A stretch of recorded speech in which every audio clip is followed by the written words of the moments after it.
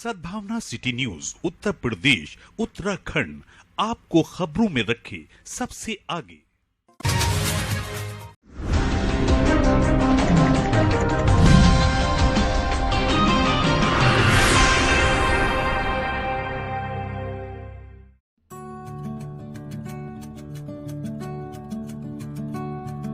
गांधीनगर में चल रही श्रीमद् भागवत कथा के अंतिम दिन ईश्वर पूजन करके कथा को प्रारंभ किया गया। कथावाचक के प्राचार्य प्रदीप मिश्रा ने करते हुए कहा कि श्रीमद् भागवत कथा हर व्यक्ति को जीवन में मृत्यु सुधारने का अवसर प्रदान करती है। ये कथा एक जन्म नहीं अनेक जन्मों के पुण्य समूह के उदय होने पर हम सबको सुनने का अवसर प्रदान करती है। भगवान श्री कृष्ण और सुदामा की मित्रता का वर्णन करते हुए कहा कि जीव को जीवन में सब कुछ प्राप्त हो जाए और भगवान की भक्ति न मिले तो सबका कोई अस्तित्व नहीं। और सुदामा जी का पावन चरित्र सुनाते हुए बताया कि ये जीव ही सुदामा है। जब इसकी पत्नी सुशीला बुद्धि रूपी सुशीला इसको प्रेरित करती है और ये भगवान को स्वीकार करता है तो इस जीव का दुख दरिद्रता दोष सब कुछ खत्म हो जाता है। वहीं भागवत कथा में मुख्य रूप से राकेश कुमार रस्तोगी, नीरू रस्तोगी, डॉक्टर सुमनेश रस्तोगी, अंजुषा रस्तोगी, प्रभात रस्तोगी, राखी रस्तोगी, सुनीता मानस, नमिता रस्तोगी, शिवानी, रीमा रस्तोगी, विपुल आदि उपस्थित रहे। सुदामा जी ने देखा अंदर से ये भगवान का जाते होंगे, भगवान का निस्वार्थ दर्शन करने के लिए जाते होंगे, नहीं तो लोग जाते गए सुदामा जी और थक करके एक वृक्ष के नीचे ठंडी ठंडी हवा चलने लगी। सुदामा जी ने अपने हाथ का तकिया लगाया और सुदामा जी को नींद आ गई। भगवान द्वारका में बैठे हुए ये दृश्य देख बताइए भगवान से क्या छुप सकता है। भगवान ने योग माया को बुलाया और कहा जाइए हमारा मित्र हमारा छोटा बड़ा भाई सुदामा द्वारिका आना चाह रहा है लेकिन उसकी सामर्थ्य नहीं वो आ सके। आप जाकर के जिस वृक्ष के नीचे मेरा मित्र सुदामा लेटा है उस वृक्ष के सहित उठा करके द्वारका में लाकर के स्थापित कर। योग माया ने सुदामा को उस वृक्ष के सहित उठाया और द्वारिका के निकट लाकर के स्थापित कर।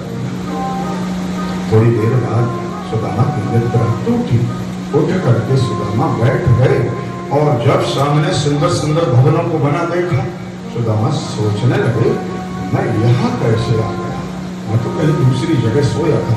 लेकिन जब पीछे दृष्टि डाली और देखा ये तो वही वृक्ष है जिसके नीचे मैं सोया था। सुदामा जी सोचने लगे हो सकता मेरे को भ्रम हो गया हो, मैं यहीं सोया। उठ कर बैठे और सुदामा जी ने वहां देखा अनेक गोपवाल सुंदर सुंदर रेशमी वस्त्रों को धारण करके वहां घूम रहे। सुदामा जी उठ करके आए और उन गोपवालों को अपने पास सुदामा जी ने बुलाया। कहने लगे भैया ये कौन सी नगरी, आप हमको इस नगरी का परिचय दीजिए। क्या यही द्वारिका है भैया जिसका महाराज कन्हैया है, बतला दो उसकी बखर मुझे वो गोकुल का रघुवैया है। सुदामा जी कहने लगे ये वही द्वारका है जिसका राजा वो कन्हैया है। गोकुल सब सुदामा की तरफ अचंभित होकर देखने लगे। इस द्वारिका नगरी में उनको कोई कन्हैया कहकर नहीं पुकारता, वो तो राजा धीराज महाराज द्वारकाधीश भगवान लक्ष्मीपति। सुदामा जी कहने लगे भले ही लक्ष्मीपति हो लेकिन वो गोकुल का रहने वाला वो कन्हैया मेरा मित्र है। और जब ये कहा वो मेरा मित्र है, सब गोपवाल ऊपर से नीचे सुदामा जी को देखने लगे और हंसने लगे। सब आप कौन हैं? बताया मैं द्वारकाधीश भगवान का मैं भी तो मित्र हूँ।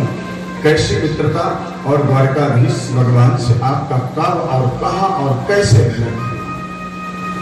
सुदामा जी बताने लगे जब बाल्यकाल की अवस्था में विद्या अध्ययन करने के लिए मैं संदीपनी गुरु के यहाँ गया, वहीं भगवान ये श्री कृष्ण ये द्वारकाधीश ये अध्ययन करने गए थे। वहाँ इनसे मेरी मित्रता हुई थी। कोतवाल कहने लगे, मैंने मान लिया विद्या अध्ययन के समय किसी की भी किसी से मित्रता हो सकती है, वहाँ ऊंच नीच का कोई संबंध नहीं होता। स्कूल में, विद्यालय में अगर ड्रेस लागू ना हो तो ये पैसे वाले छोटे बच्चों को जीना हराम कर दें। इसलिए एक जैसी ड्रेस सबकी बना दी जाती है, कोई बड़ा नहीं कोई छोटा नहीं, सब पढ़ने वाले विद्यार्थी और कहने लगे द्वारकावासी, मान लिया मैंने, लेकिन आप अपनों से कोई रिश्ता है?